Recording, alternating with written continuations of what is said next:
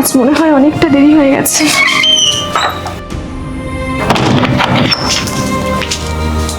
আমি বাড়ি ফিরেছি সেই 8টার সময়, প্রায় 2 ঘন্টা হয়ে গেল এখানে বসে আছি।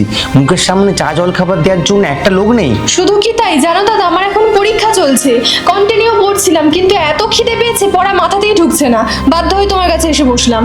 বিশ্বাস করো, আজ অফিসে কাজের প্রেশারটা অনেক বেশি ছিল, সেজন্য লেট হয়ে গেছে, ইচ্ছে করে তো আর করিনি। প্লিজ এক্সকিউজ দিও না, ভুলে যেও না আমিও চাকরি করি, কই আমার তো এত দেরি হয় না।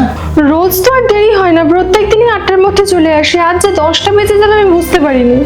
এখন আবার শুরু করো না বৌদি প্লিজ, ভালো লাগছে না। দাদার পায়ের ওপরে পাতলে ঝগড়াটা না হয় পরেই করবে, প্রচন্ড খিদে পেয়েছে, তুমি আগে খাবারটা রেডি করো তো।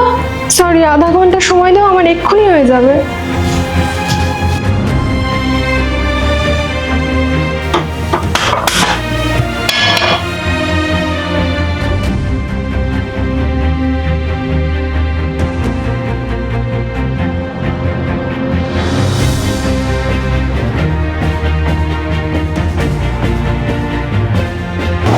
কি ভাত ডাল তরকারি সবকিছুই তো হয়ে গেছে।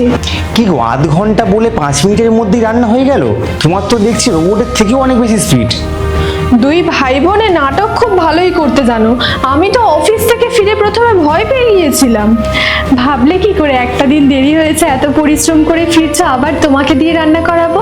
যতই আমার পড়াশোনা থাক, রান্না করাটা তো এমন বড় কোনো কাজ নয়, তাই না?